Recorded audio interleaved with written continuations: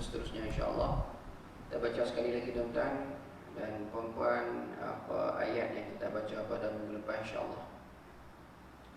Ayat 178 dan 179. Dan kalau sempat insya-Allah kita akan baca ayat 180. A'udzu billahi minasy syaithanir rajim.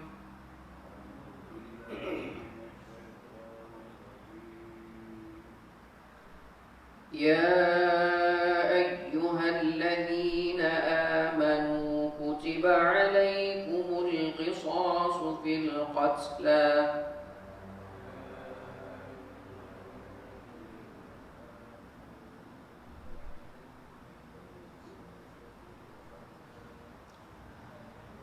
الحر بالحر والعبد بالعبد والأنثى بالأنثى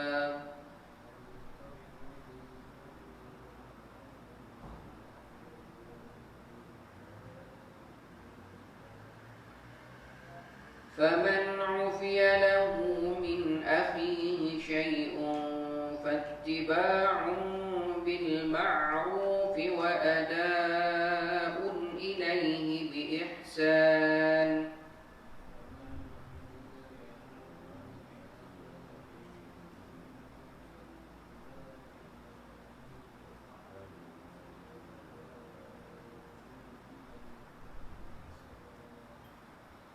ذلك تخفيف من ربكم ورحمة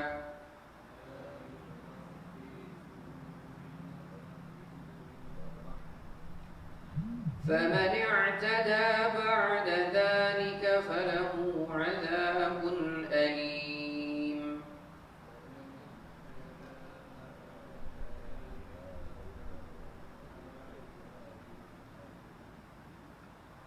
ولكم في القصاص حياة يا أولي الألباب لعلكم تتقون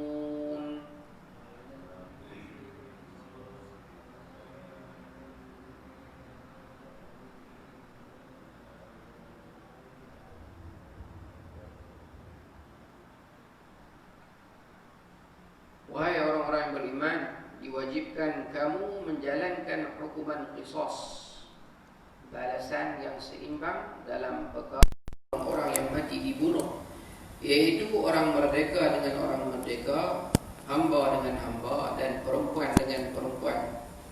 Maka sesiapa yang dapat sebahagian keampunan dari saudaranya, yakni pihak yang terbunuh, maka hendaklah orang yang mengampunkan itu mengikut cara yang baik dalam menuntut ganti nyawa, dan si pembunuh pula hendaklah menunaikan bayaran ganti nyawa itu dengan sebaik-baiknya. Yang demikian itu adalah suatu keringanan dari Tuhan kamu serta suatu rahmat kemudahan. Sesudah itu sesiapa yang melampaui batas untuk membalas dendam pula, maka baginya azab siksa yang tidak terberi sakitnya. Itu ayat 178. Ayat 179, dan di dalam hukum qisas itu ada jaminan hidup bagi kamu, wahai orang-orang yang berakal fikiran, supaya kamu bertakwa. Itu ayat 179.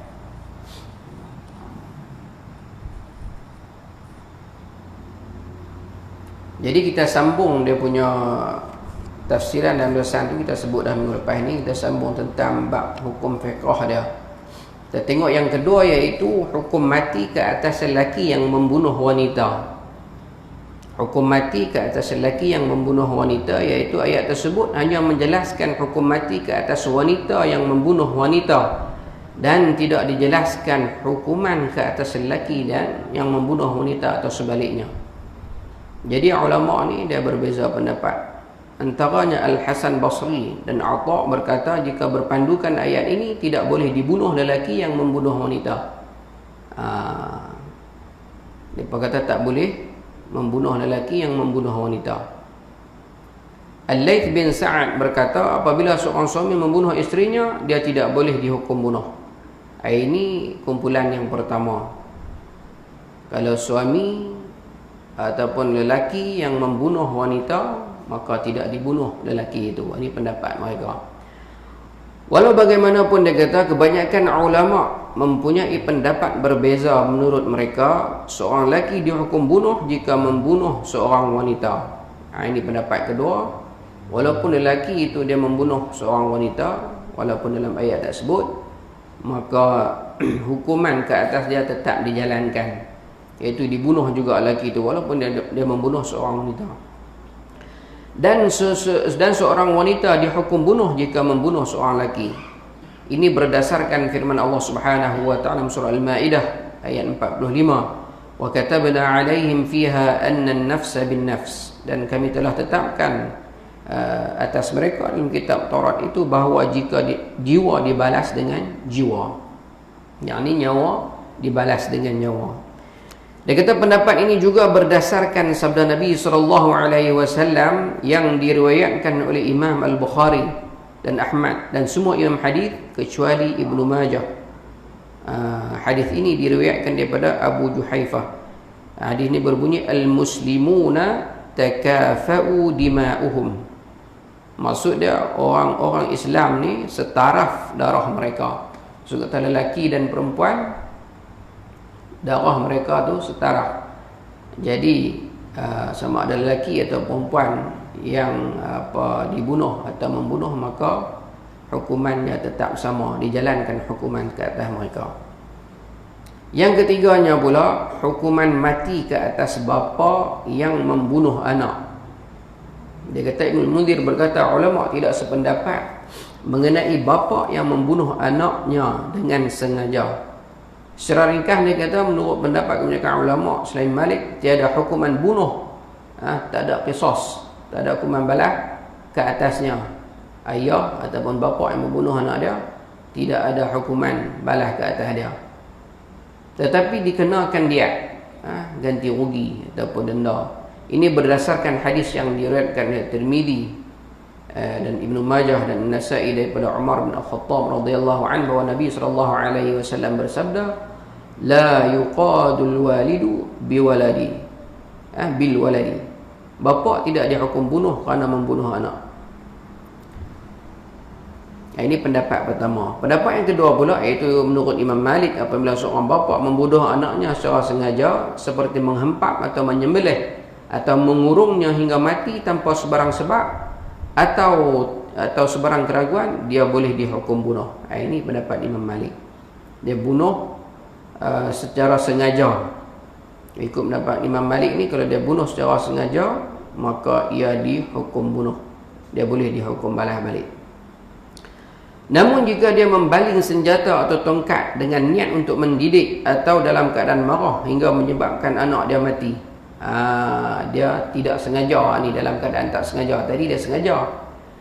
Ni dia baling sesuatu dengan tujuan mendidik, ataupun dia baling tu nak gempak, tapi kena kepala. Baling kayu ke batu ke, kena kepala anak dia, terus jatuh mati.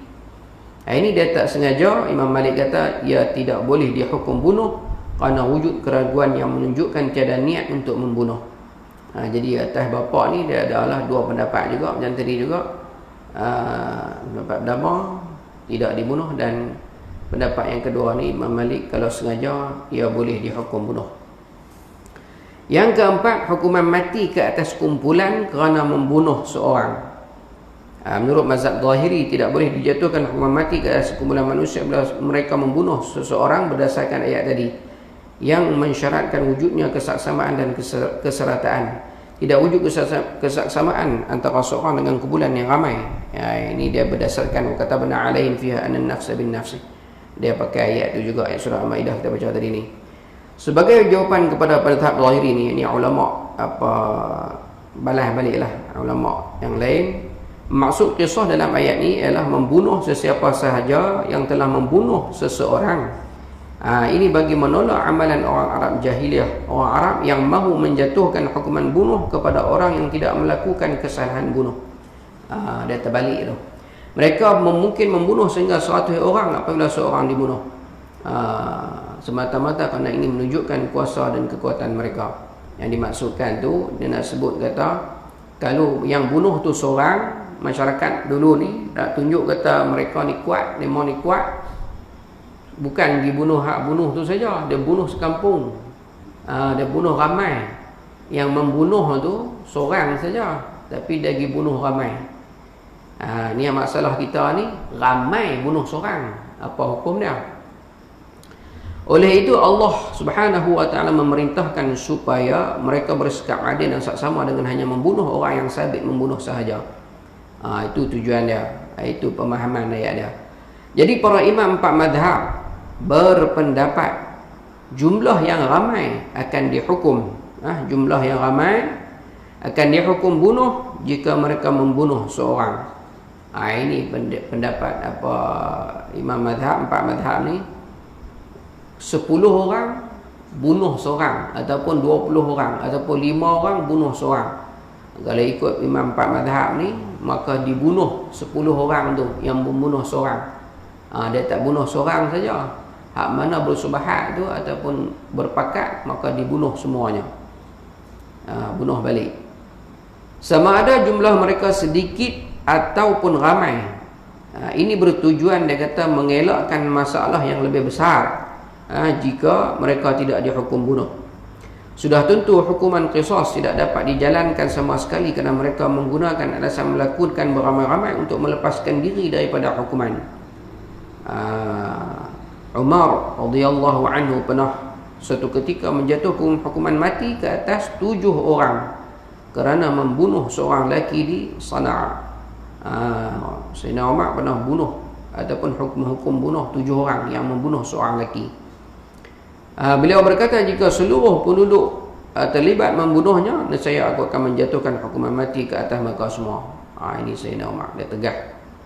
Kalau kata sekampung tu pakat bunuh kau ni seorang, sekampung tu dia nak hukum bunuh. Begitu juga dengan Ali radhiyallahu an, juga pernah menjatuhkan hukuman bunuh kepada geng Al-Haruriyah ni, ataupun geng Khawarij, kerana membunuh Abdullah bin Khabbab. Puak ni dia berlainan pendapat dengan dia mau sikit, tanya soalan lain sikit, dia kena nak bunuh orang dengan puak ni. Jadi Sayyidina Ali pun dia bunuh ramai juga. Bukan dia bunuh, dia menjatuhkan hukuman. Orang yang membunuh seorang tu, ramai yang bunuh, dia bunuh ramai yang berpakat untuk membunuh Abdullah bin Khabbab ni. Jadi apabila ramai yang membunuh seorang, maka dihukum bunuh orang ramai itu yang berpakat untuk membunuh itu. Yang seterusnya dia kata keserataan dalam melaksanakan qisas. Terdapat dua aliran dalam soal cara melaksanakan hukuman qisas, iaitu Imam Malik dan Imam Syafi'i berpendapat, imam kita berpendapat firman Allah Subhanahu wa taala, diwajibkan kamu menjalankan hukuman qisas ni, ayat 179, merujuk kepada keserataan dalam hukuman yang dilaksanakan. Maksud dia apa dia tuan-tuan? Jadi pembunuh dihukum mengikut sebagaimana mangsa dibunuh. Kalau dia bunuh orang tu tikam, bunuh dia balik tikam. Kalau bunuh dia tu bagi lemah lain, bagi dia lemah lain balik. Kalau dia bunuh dengan kereta, belah dengan kereta, belah balik. Macam tu maksud dia. Pembunuh yang membunuh dengan melemaskan mangsanya akan dihukum dengan cara dilemaskan juga. Pembunuh yang membunuh mangsa dengan batu akan dihukum dengan cara yang sama. Ini berdasarkan hadis Anas yang diriwayatkan oleh Imam Al-Bukhari dan juga Muslim, bahawa Nabi SAW menghempap kepala seorang Yahudi dengan 2 ketul batu kerana dia telah membunuh seorang hamba wanita Ansar menggunakan 2 ketul batu. Ini Nabi kita dia bunuh balas dengan cara yang sama. Dia orang Yahudi ni bunuh hamba wanita orang Ansar dengan 2 ketul batu. Nabi pun hempuk kepala Yahudi ni, hukum balas balik dengan 2 ketul batu juga. Jadi tegas dalam masa yang sama. Nabi kita ni dia akhlak dia mulia, tapi dalam masa yang sama kalau ada undang-undang perlu ditegakkan, dia tegas. Kena tegas. Dia tak leh tak gamak tu tak ada. Sebab apa? Kalau tak menjalankan hukuman tu jadi berluasa lagi. Nak bagi takutnya orang, nak bagi orang tu takut kepada hukum qisas ni, kena jalankan baru dia takut. Dia tengok dia takkan buat lah, orang yang tengok tu. Ini pendapat Imam Malik dan juga Imam Asy-Syafi'i.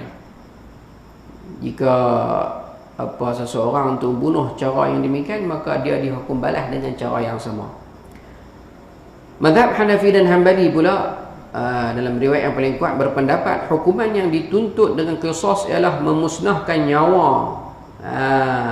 Memusnahkan nyawa orang yang memusnahkan nyawa orang lain. Maksud kata bagi dia matilah. Kawan yang menyebabkan kematian orang lain tu, dia kena bunuh juga.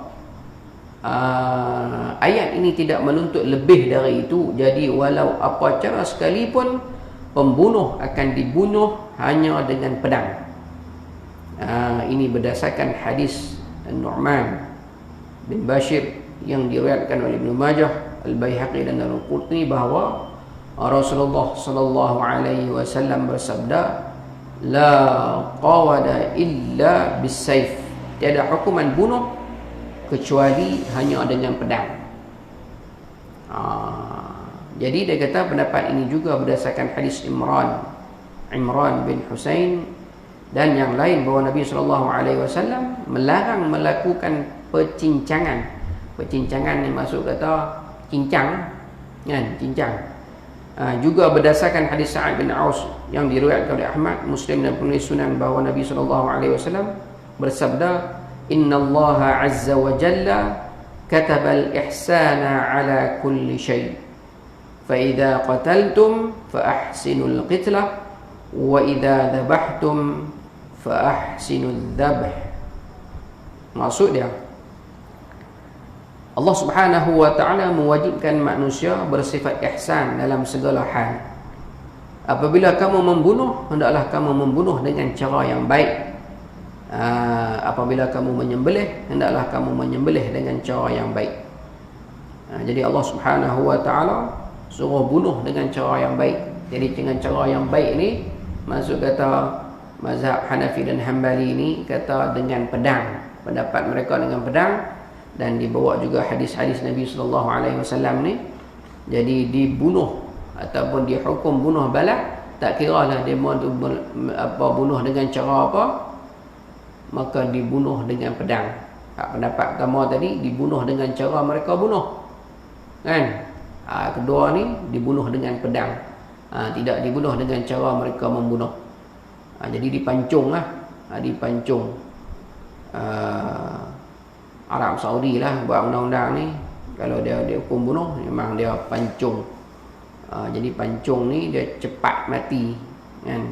Kalau gantung tu lambat sikit mati. Urat dia pun tak putih, urat sakit tu, nak pergi ke otak tu, kan? Dia tak putih urat tu, sakit tu lama. Jadi kalau pancung ni dia putih urat. Jadi urat sakit tu tak ada. Dia nak hantar pergi isyarat kata sakit tu tak ada nak atau putih, dia jatuh tumbang, dengan cepat dia mati. Darah pun terbit banyak dan dia mati dengan cepat. Begitu juga dia kata apabila kamu menyembelih, hendaklah kamu menyembelih dengan cara yang baik. Apabila kita nak sembelih, ni kita nak berkorban ni, sok lusa ni, kan? Maka kita sembelihlah dengan cara yang terbaik, iaitu dengan dengan pisau yang tajam lah, kan? Sehingga kan kita tak boleh nak kilir pisau tu depan binatang tu. Kerana kada ihsannya Islam ni, kasihan belah Islam ni kepada binatang tu, kita kena buat bagi molek, kan? Kena pisau tu bagi molek, bagi tajam elok, kan? Kita tarik sekali dengan dua kali, dia dah putih habis urat dia. Tak boleh pakai pisau yang tak tajam. Dan kita banyak tengok video-video tambah dekat nak raya ni, macam-macam video dia mau tunjuk pisau pelanting, pisau makan tuan, kan? Lembu lari, pisau tak tajam. Ada cara yang baik. Saya tengok satu video tu, cara baik dia pakai mesin, bubuh lembu masuk dalam alat tu, dikalih dan dicekang tengkok dia. Mesin tu bagus, tapi meritang pisau tupuh. Dia puas nak bagi putih apa. Itu silap lah tu lah. Cara tu, kaedah tu baik dah, molek dah. Kita pun tak teruk nak pebah lembu tu kan. Dia masuk dalam tu, dia kalih bagi melentang lembu tu. Dia cekang tengkok, tak ada siapa pegang, cuma nak semelih tu lah. Pisau tak tajam, letih tengok lembu tu nak putih tengkok dia kan. Ini Islam larang. Islam suruh kita sembelih dengan cara yang fa-ahsinud dhabh. Kena sembelih dengan cara yang baik. Kena sembelih dengan cara yang baik. Cuma saya nak ingatkan sekali lagi dah. Itu sudah saya sebut dalam grup kampung kita ni tentang upah tu kan. Upah orang kerja tu. Jadi ini ditunjukkan oleh sahabat Nabi dan juga pada masa Nabi dia sembelih, dia suruh Sayyidina Ali sebut dalam hadis sahih Bukhari dan Muslim, apabila Nabi SAW menyuruh Sayyidina Ali supaya menyembelih korban, menyembelih unta untuk dia. Jadi apabila Sayyidina Ali laksanakan tuntutan tu, Nabi sebut jangan bagi sedikit pun daging korban ataupun apa-apa bahagian daripada binatang tu kepada penyembelih dan juga orang buat kerja tu. Nabi tak bagi-bagi. Memang depa tu tak boleh. Dan dalam Sahih Muslim pula ditambah dengan kata-kata Sayyidina Ali, kami mengeluarkan daripada harta kami sendiri. Keluar keluar upah tu bagi dekat orang yang buat kerja lah. Jadi ini ditunjukkan dah oleh Nabi dan juga para sahabat. Jadi untuk kita nak keluar, nak terbit daripada masalah ni, jadi kita bagi upah ini senang. Jadi apabila memanglah kita dalam masyarakat, kita mari itu untuk tolong-menolong. Kita mari itu untuk tolong-menolong, semua kita tahu. Tapi dalam tolong-menolong tu kadang-kadang kita kemungkinan kita bagi ke orang yang sembelih, orang yang lapar buat kerja tu, mungkin kita bagi lebih. Kalau orang lain kita bagi sikit, kat mereka kita bagi lebih. Kita takut macam tu. Kita takut terniat jadi upah.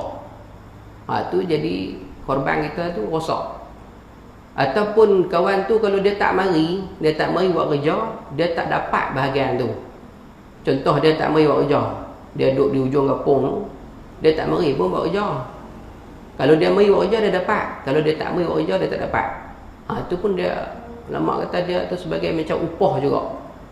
Jadi untuk kita nak terbit dari masalah ni, kita bagi upah jadi senang. Kita bagi upah walaupun sikit, RM10 ke. Kalau kata mari 7 orang ataupun 10 orang, seorang RM20 tak apa dah, nak bagi lepas hak bahagian upah tu. Jadi lepas bagi upah tu, kita nak bagi daging kat dia pun tak ada masalah apa lah. Kalau tak bagi upah pun dia kata aku mari tolong, tu pun boleh juga. Tapi untuk kita nak bagi selesai masalah ni, sebab apa ditunjukkan oleh para sahabat cara buat lagu tu. Jadi kita ikut lagu tu jadi senang terbit pada masalah. Kita bagi upah jadi lepas. Nak bagi RM10 ke, RM20 ke, syarat tengoklah kan, RM30 ke, RM50 ke. Kalau RM30 pun tak ada apa-apa duit ya kan. 7 orang. Orang kerja tu 10 orang, contoh dia seekor lembu, dia bagi 20 orang. Seekor lembu lah ni 20 orang, tapi saya ingat 20 orang tu ramai dah tu kan. 3-4 orang, 10 orang tu pun ramai dah untuk seekor lembu. Jadi kalau 10 orang, orang meleh, orang cincang, orang lapar, orang bedak, kalau RM30 baru RM300. RM300 tu bedak 7 orang nak buat korban tu baru seorang RM4 kalau 30 lah. Kalau nak bagi lebih lagi pun tak apa, kalau nak bagi kurang tak apa. Dalam ikut jawatankuasa lah tu. Tapi kalau kita bagi upah tu, selesai masalah. Ini perbincangan panjang tuan-tuan tu. Dia sebutlah hadis larangan tu. Takut jadi kita tukar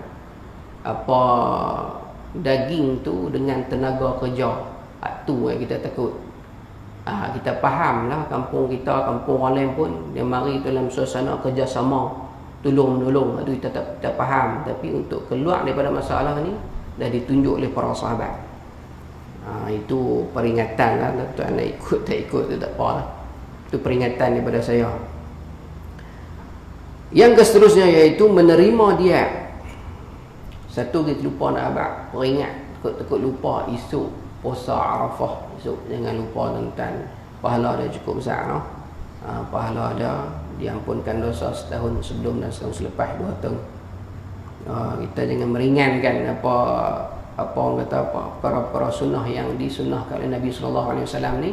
Pakat-pakat puasa esok, insya-Allah pahala dia banyak, hidup kita pun sah saja, tak lama mana semua pakat nak mati lepas ni. Terdapat 2 pendapat dalam hal ini. Dia kata menurut pendapat Imam Malik berdasarkan riwayat daripada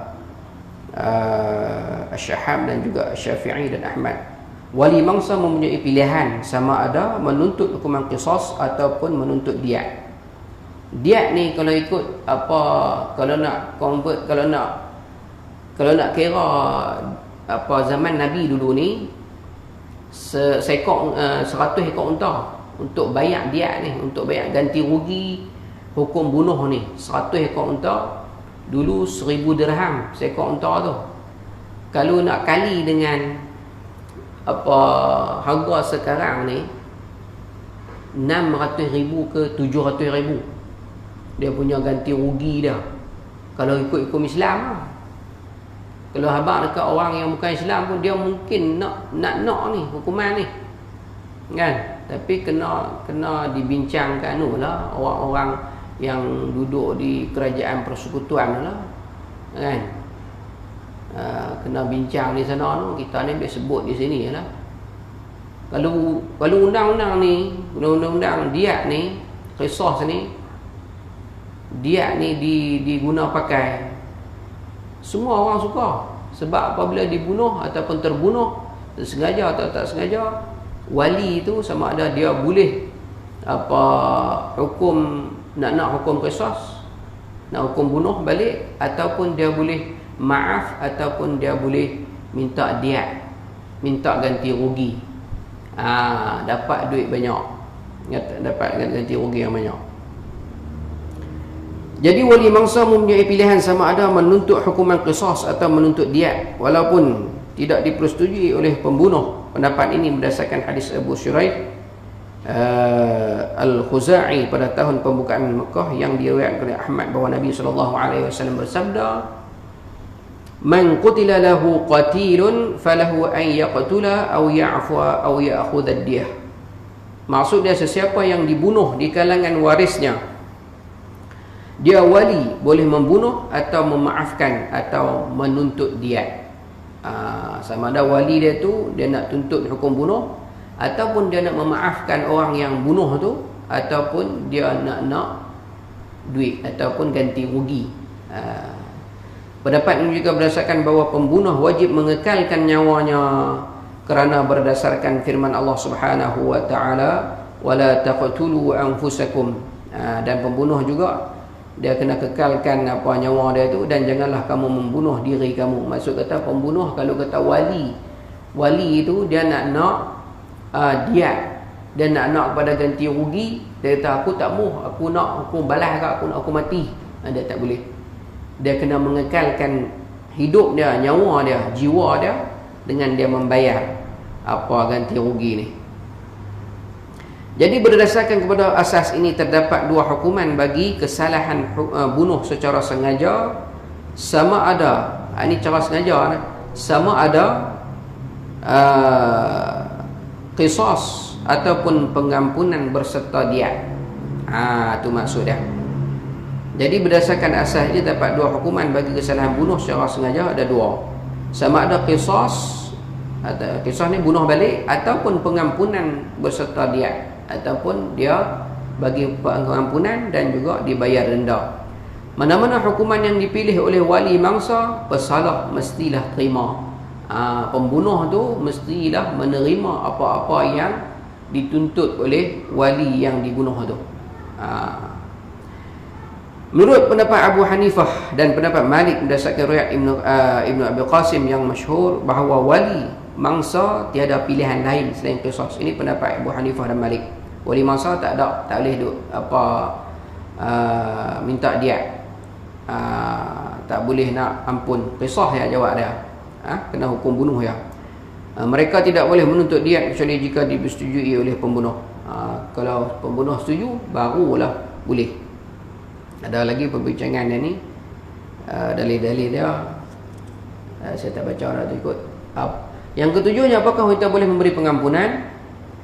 Beberapa orang ulama salah seperti Hasan Al-Basri, Qatadah, Az-Zuhri dan juga Laits dan Al-Auza'i berpendapat wanita tidak boleh memberi pengampunan. Walau bagaimanapun pendapat mereka ini tidak dipersetujui oleh ulama-ulama lain. Menurut ulama lain, wanita boleh memberi pengampunan hukum qisas. Lagi yang seterusnya, hukuman orang yang membunuh selepas dia membayar diyat. Hukuman orang yang membunuh selepas dia membayar diyat. Menurut sebagian ulama termasuk Malik dan Syafi'i, termasuk imam kita, orang yang membunuh selepas dia membayar diyat. Orang yang membunuh tu selepas dia bayar dah diyat tu, hukuman baginya ialah seperti orang yang membunuh. Maksud kata walaupun dia bayar diyat, wali mangsa boleh membunuh dan juga atau boleh mengampunkannya. Lepas dia bayar diyat tu, sama ada wali mangsa tu boleh bunuh dia ataupun dia mengampunkan kawan yang membunuh tu, dan dia akan diazab di akhirat kelak. Ini hukum dia. Wali mangsa boleh membunuhnya atau boleh mengampunkannya, dan dia akan diazab di akhirat kelak. Di akhirat kelak dia tak terlepas juga. Kata Qatadah, Ikrimah dan As-Suddi yang lain berpendapat hukumannya ialah hukuman bunuh sahaja, dan pemerintah tidak boleh membenarkan wali mangsa mengampunkannya. Abu Daud meriwayatkan daripada Jabir bin Abdullah, katanya Rasulullah sallallahu alaihi wasallam, la u'fi man qatala ba'da akhdhi diyah. Jangan ampunkan orang yang membunuh setelah membayar diyat. Jangan ampunkan dia. Mengikut hadis ni lah. Setelah dia membayar diyat tu boleh juga dibunuh. Tapi ada pendapat awal tadi, dia kata boleh juga diampunkan. Dan yang ke-10-nya, qisas hanya dijalankan oleh pemerintah. Para mufti bersependapat bahawa tidak dibenarkan sesiapa sahaja melaksanakan sendiri hukuman qisas selain pemerintah atau yang dilantik oleh pemerintah. Jadi tak boleh melakukan hukuman sendiri.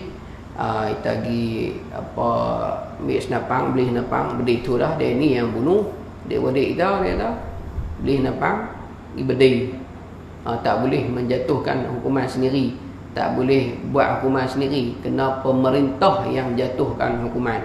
Kalau pekat bedai aku tu, lagi kawan dia pun beli bedai juga, bedai balik. Jadi tak kesudahan, dia jadi macam balas dendam gitu. Jadi sampai di situ saja ayat yang kita baca tadi. Ayat 178 179. Dalam masa lebih kurang 5 minit lagi, insya-Allah kita baca ayat ni, tapi kita hurai pada minggu depan insya-Allah. Tengok ayat yang ke-10-nya, iaitu wasiat yang wajib. Wasiat yang wajib. Wasiat yang wajib, no. Ayat 180. Kita baca 3 ayat lagi insya-Allah sebelum loceng bunyi. Kutiba alaikum idza hadara ahadakumul maut in taraka khairanil wasiyah.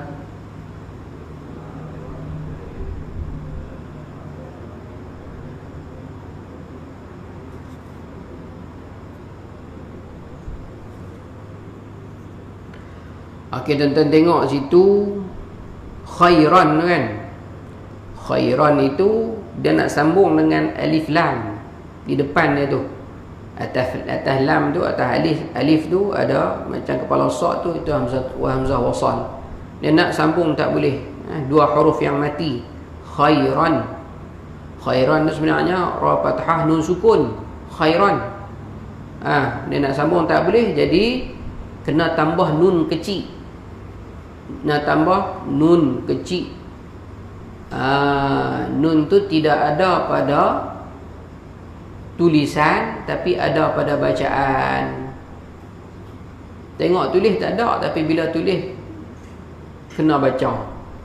Kalau sambung tak boleh baca. Kalau gagah sambung juga dia jadi pelik kan, tak boleh nak sambung.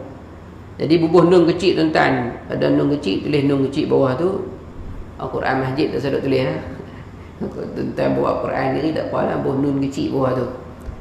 Ni nun, nama dia nun, ada orang panggil nun wiqayah, nun kecil, ataupun yang terbaru ni orang kata nun halimunan. Nun halimunan. Nun ni dia tak ada, tapi apabila kita baca dia jadi kena bubuh apabila kita sambung, kecuali kita berhenti.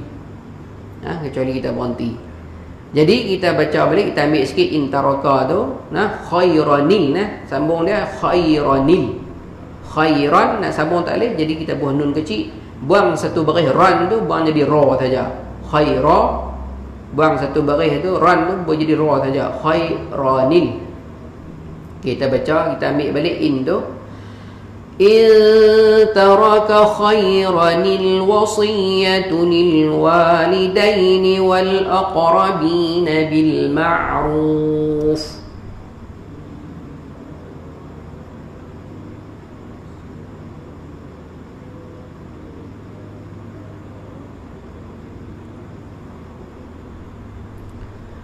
حقا على المتقين.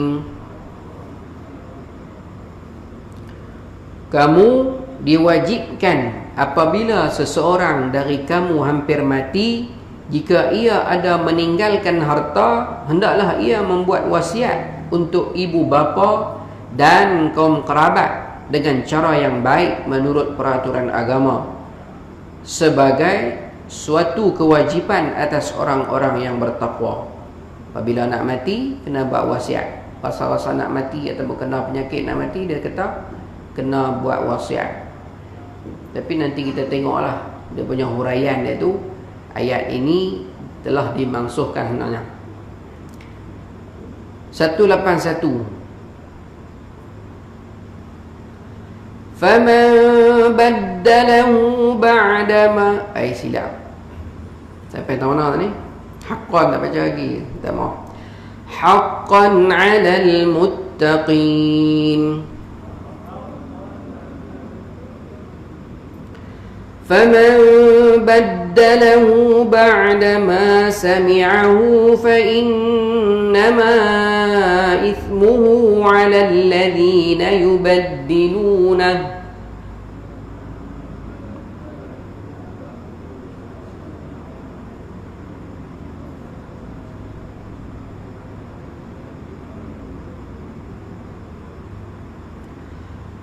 Inna Allah sami'un alim.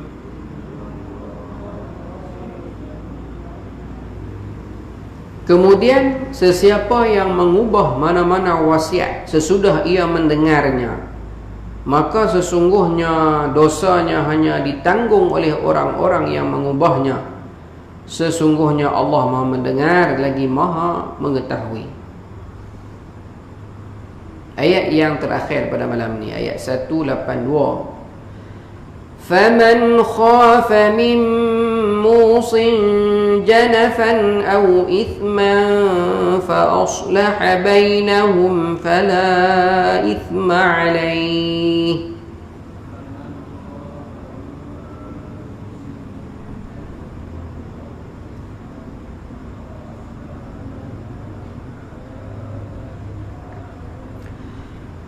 Inna Allah ghafurur rahim. Sadaqallahul azim. Tetapi sesiapa yang mengetahui bahawa orang yang berwasiat itu tidak adil atau melakukan dosa dalam wasiatnya, lalu ia mendamaikan antara mereka, yakni para waris, dengan membetulkan wasiat itu menurut aturan agama, maka tidaklah ia berdosa. Sesungguhnya Allah Maha Pengampun lagi Maha Mengasihani. Jadi insya-Allah ayat ni kita akan hurai pada tafsiran dia. Insya-Allah kita akan baca pada minggu hadapan insya-Allah, lepas raya, iaitu tentang wasiat. Tentang wasiat.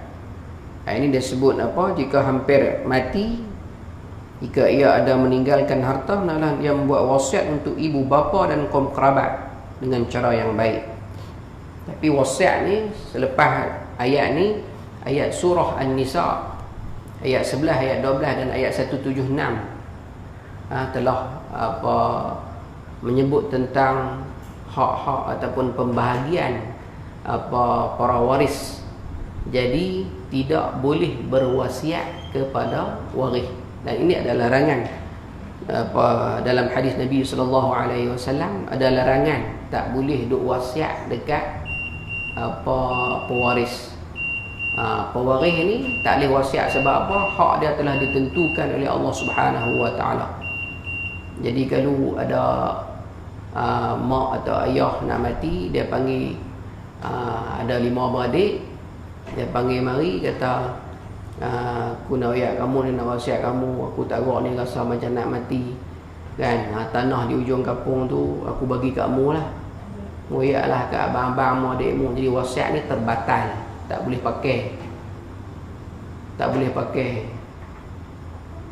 Kecuali kalau semua waris itu mari 10 orang adik-beradik atau 5 orang adik-beradik, dia mari dia setuju, boleh. Kalau dia mari, dia panggil 2 beradik mari, tak boleh. Nanti kita tengok. Ataupun selepas kematian pak dia atau mak dia, dia tarik balik persetujuan dia. Jadi para waris ni, dia tak, ibu bapa ataupun orang yang nak meninggalkan harta tu, dia tak boleh mewasiatkan para waris sebab hak dia telah ditetapkan oleh Allah dalam surah An-Nisa ayat 11, 12 dan 176. Tak boleh duk wasiat. Wallahu subhanahu wa ta'ala a'lamu bis-shawab. Subhanakallahumma bihamdika asyhadu an la ilaha illa anta astaghfiruka wa atubu ilaik. Bismillahirrahmanirrahim. Al-'asri fi khusr alladziina aamanu wa 'amilus shalihaati. Bismillahirrahmanirrahim. Alhamdulillahirabbil alamin. Wassalatu wassalamu ala asyrafil anbiya'i wal mursalin wa ala alihi washabbihi ajma'in. Allahumma ij'al jam'ana jam'an marhuma wa tafarruqana min ba'di tafarruqan ma'suma wa la taj'al illahumma fina wa la ma'ana wa la man yasba'una shaqiyyan wa la matrudan wa la mahruma. Allahumma hdina bihudak waj'alna mimman yusari'u fi ridak wa la tuwallina waliyan siwak wa la taj'alna mimman khalafa amraka wa 'asak wa hasbunallahu wa ni'mal wakeel wa la hawla wa la quwwata illa billahil 'aliyyil 'azim. Wa sallallahu ala Muhammad wa ala alihi wa sallam. Alhamdulillahil alamin.